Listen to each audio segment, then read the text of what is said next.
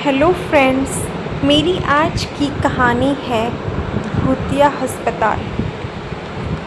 प्रियंका नाम की एक लड़की रहती थी जो बहुत ही प्यारी और समझदार थी। वह मेडिकल की पढ़ाई कंप्लीट करने के बाद एक सिटी हॉस्पिटल में जॉब करती है। वह पहली बार जॉब के लिए कार में अपनी मम्मी के साथ जा रही होती है। उसकी मम्मी बहुत घबराई हुई होती है। माँ को घबराया हुआ देखकर प्रियंका ने कहा, माँ, आप इतनी घबराई हुई क्यों हो?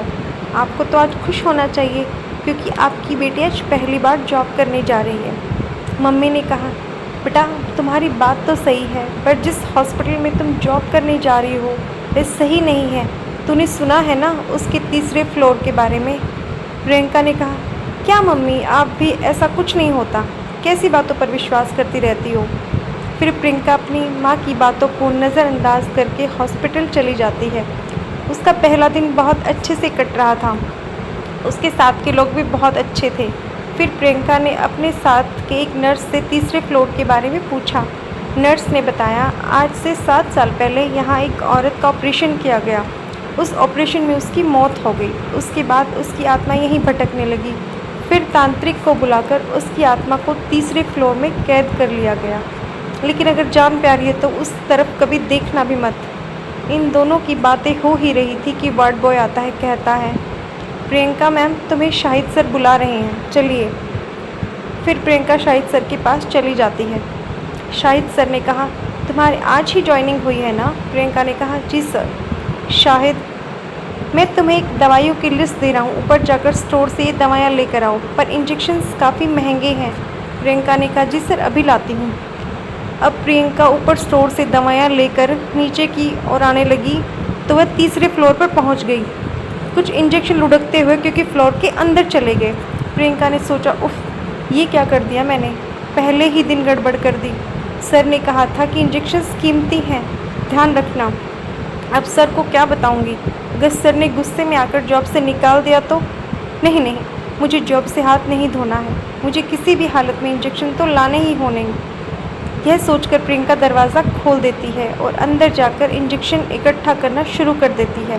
तभी कड़कड़ाती आवाज़ के साथ अचानक दरवाज़ा बंद हो जाता है। फिर पूरे फ्लोर पर पूरी तरह अंधेरा छा जाता है। फिर प्रियंका हड़बड़ाते हुए स्विच ऑन कर देती है। फिर एक छोटा सा बल्ब जलता है, वो भी झपकता हुआ। तभी फ्लोर में किसी की औरत की चीखने की आवाज़ें ज़ोर ज़ोर से आने लगती हैं। प्रियंका बहुत डर जाती है। उसको कुछ समझ में नहीं आता कि क्या हो रहा है, उसके साथ हो क्या रहा है। फिर कुछ देर बाद फिर से चीखने की आवाज़ सुनाई देती है। फिर प्रियंका डरी डरी सी बोलती है, कौन है? देखो, मुझे जाने दो, मैं सिर्फ दवाई लेने आई थी, चली जाऊंगी। देखो, मैं जा रही हूँ, मुझे कुछ मत करना, प्लीज़।